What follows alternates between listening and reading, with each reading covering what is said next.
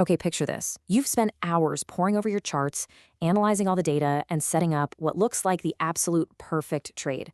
And then, suddenly, the market moves entirely in the opposite direction. Why does this happen so often? Well, because failing to label waves correctly, it can literally shatter your account. Welcome to this explainer. Today, we're taking a hard, focused look at the high-stakes reality of the Elliott wave theory. When you're dealing with your hard-earned money, there's just no room for guessing.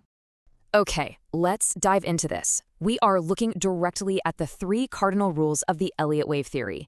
If you want to trade crypto, forex, or really any financial market using this method, this right here is your foundational bedrock. I'm absolutely thrilled to guide you through this material today because, honestly, getting these fundamentals right changes everything about how you perceive market movements. We're going to break down all these complex chart behaviors into simple, understandable laws. So, here's our roadmap for the explainer today. First, identifying market waves correctly. Second, the 3 unbreakable cardinal rules. Third, the flexible guidelines you actually can break. And finally, your path to trading success. All right, Section 1, identifying market waves correctly. Before we can even begin to apply the specific rules and exceptions of this theory, we really need to understand what we're actually looking for when we open up a chart. Correctly identifying waves is the absolute key here. It all boils down to one supercritical decision, finding out exactly which side of the market you need to trade on. Are we going long or are we going short? You see, the market isn't just random noise. It actually moves in these very specific wave patterns. By developing that right eye for recognizing exactly what wave the market is currently in, you're protecting your capital and aligning your trades with the dominant trend. It's really all about turning that chart chaos into total clarity. Moving on to Section 2, the 3 unbreakable cardinal rules. Now I need you to shift your mindset a bit here and pay really close attention. We're stepping away from general ideas and moving straight into the rigid, life-or-death laws of market charting. When using the Elliott wave theory, these are absolutely not suggestions. And this brilliantly illustrates the point.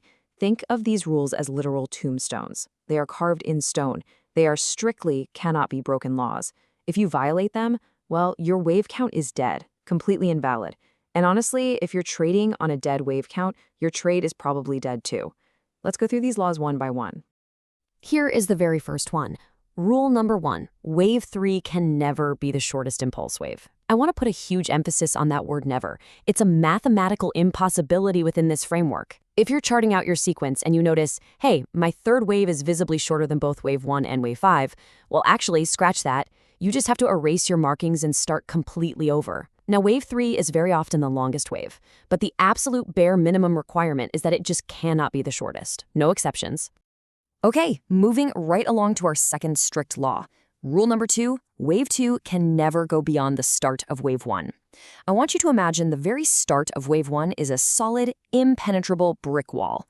If the market is driving upward in wave 1, and then that corrective wave 2 pulls back so hard that it drops below the exact original price point where wave 1 started, boom, your entire wave count shatters. It's completely invalidated because, well, it means you're not actually in a new trend yet. Wave 2 definitely has to retrace a portion of wave 1, but it can never, ever retrace 100% or more. And that brings us to the final unbreakable law. Rule number 3, wave 4 can never cross into the same price area as wave 1. In practical terms, this just means the absolute bottom of your wave 4 pullback cannot overlap with the top peak of your wave 1. They absolutely must maintain their own distinct price territories. If you see this overlap happening, it's an immediate mandatory signal that your analysis is off. Let me repeat, violating any of these 3 rules isn't just a hint to be a bit more careful, it means you have to stop and relabel your chart instantly. So let's move on and see how this builds into our next core concept. We've just gone over the cardinal rules, those strict laws carved in stone that simply cannot be broken. But you know, financial markets are completely organic, right? They aren't perfectly rigid all the time. So right alongside those strict rules, there's a secondary playbook we use called the guidelines. These are probabilistic observations, and unlike the cardinal rules, they actually can be broken. They tell us what the market usually does rather than what it mathematically has to do. Which brings us to Section 3, the flexible guidelines you can break. We can definitely lighten the tone a bit here. We're stepping away from the super strict authoritarian laws and getting into the fluid, helpful tendencies that let you navigate the real-world nuance of live markets.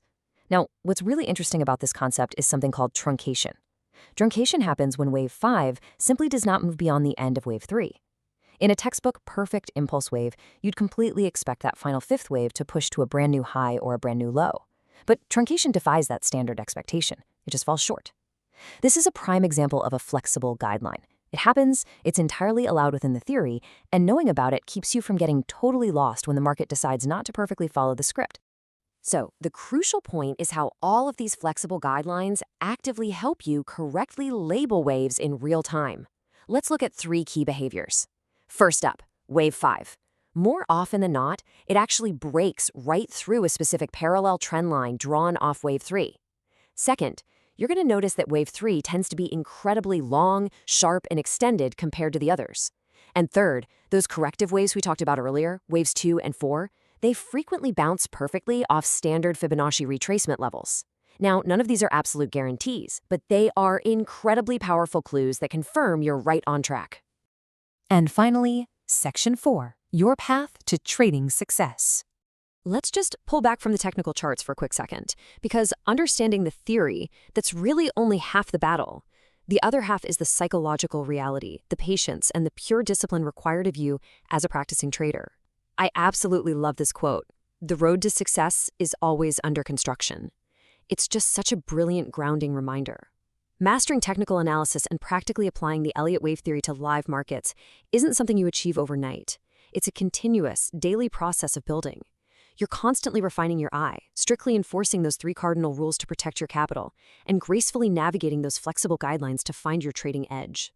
Which leaves us with this final, highly provocative question for you to reflect on today. Are you going to put in the time to lay the right foundation, or will you let a broken rule break your account? Market discipline is extreme, for sure, but strictly following these rules is exactly what separates the highly successful traders from the people who are just out there guessing.